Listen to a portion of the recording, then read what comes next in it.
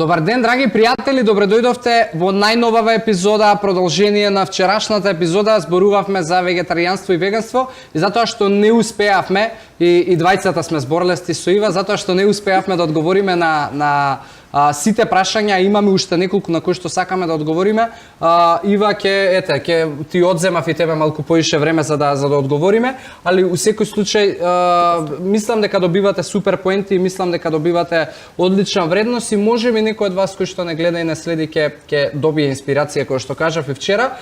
Така да, Ива, да го погледнеме, вчера одговоривме на 3 прашања, да погледнеме четвртото прашање повторно поврзано со истата вчерашна тема. Дали е скапа оваквата исхрана? На ова прашање мојот одговор би бил не. Прва работа е затоа што можеби луѓето сметаат дека би било скапо, затоа што многу од луѓето го поврзуваат не само веганскиот или вегетаријанскиот општо као здрав начин на исхрана, го поврзуваат со органски, можеби да се храниш ти, а органскиот, мислам да купуваш органска храна мислам поприлично драстично поголема цена од тоа. Мислам не е скапо, едноставно можеби ние не можеме да си го дозволиме, толку вреди таа храна и тоа е тоа, али нема врска со органска храна, веганска храна и органска се мислам, може да подразбирате, ама уопште по автоматизам точно. Да. Така да мојот одговор е не на ова прашање, не знам ти дали мојот одговор е апсолутно спротивно, два пати не. Од аспект на тоа што нели живееме на подрачје кое што е богато со растителна храна, нели зеленчук, овоше, житарки и слично. И буквално оние основни храни кои што нас ни се потребни како вегани за да ја креираме основата на нашата веганска прехрана се тука навистина достапни со пристапни цени, дури и препристапни би рекла. И буквално на секој ќоше може да ги најдете. Сега јас зборувам за основата на веганската храна. Доколку некој човек, пак ја кажам, зависи нели кој како се исхранува, не е тоа еден модел кој што одговара на сите. Така вие имате нијанси на веганска исхрана. Доколку внесува накви по-луксузни или по-ексклузивни производи кои што можеби не се произведуваат тука во Македонија, а се увезени, тогаш апсолутно нели тоа се рефлектира на цената, зависи со која фреквенција исто така тие ги јадете, нели?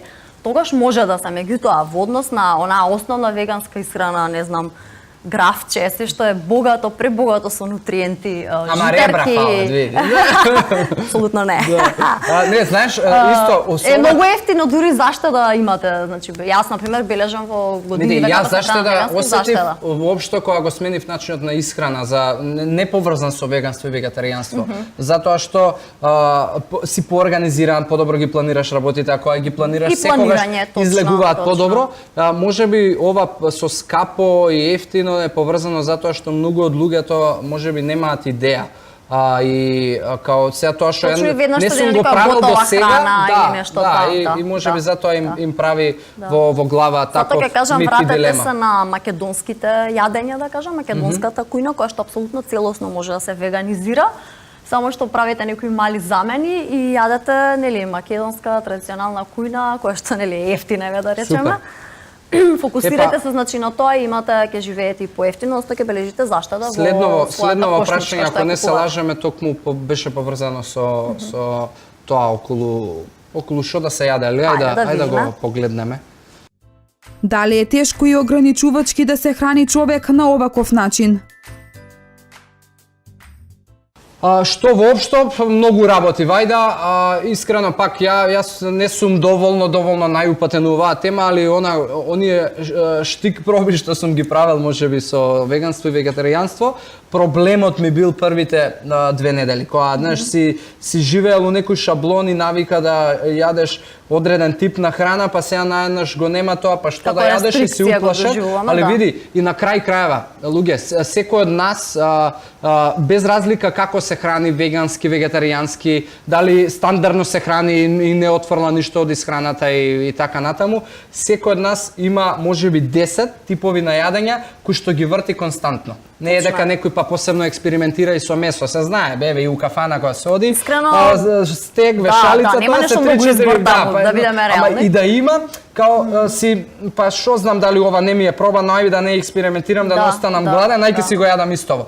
И затоа влада и сметам и и ова мислење околу веганството, али еве барем ти си поупатена избор, верувам, мислам не е проблем. Мене за избор. лично е прво тргнам нели од себе, значи кога почнав се хранам прво вегетаријански кој што траеше некои 6 години, сега вегански плюс 5 години, значи вкупно некако ако го заокружиме тој период од 11 години.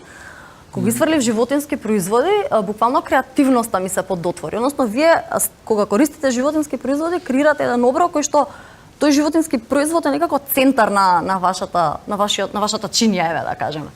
А се друго е како додаток. А сега правите обратно, значи сега вие креирате оброк кој што на некој начин е, не знам, ви множите онака од бои, од вкусови, од текстури, јадете многу повеќе работи и истражувате многу повеќе, значи дури во односно и на рецепти. Ја морам да не се пофалам дека не сум голема готвачка, ама со веганството малку од малку, некако и таа се разбуди креативност. Се разбуди, да. Всушност, знаеш, ние ја да речеме еве со луѓе кои што работам, ги советувам, слушај ти, еве, кога седнувате дома на трпеза, секој има од главното јадење по една порција, сите јадете од една иста чинија салата, да речеме. Знаеш, ај пробај направи замена, знаеш, изеди ти своја порција на салата, па после види колку ќе можеш да изедеш и од главното јадење, на тој начин да направиш и баланс.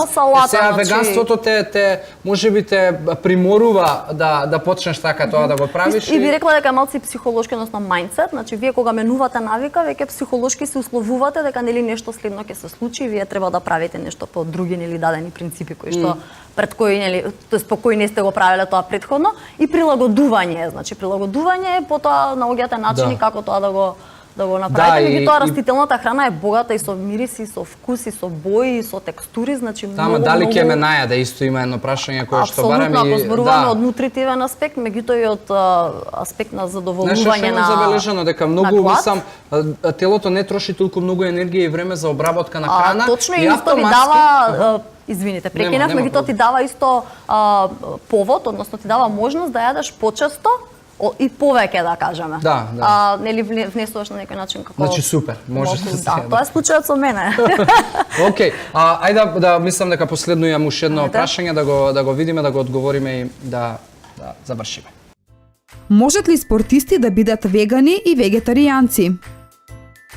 Дали професионалците треба да се хранат на овој начин? На ова прашање не знам.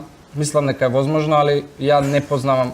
Не знам дали познавам, не познавам спортист кој што можеби се храни на таков начин, али претпоставам дека е возможно. Мислам зошто не би било возможно. Не па во Македонија верувам нема.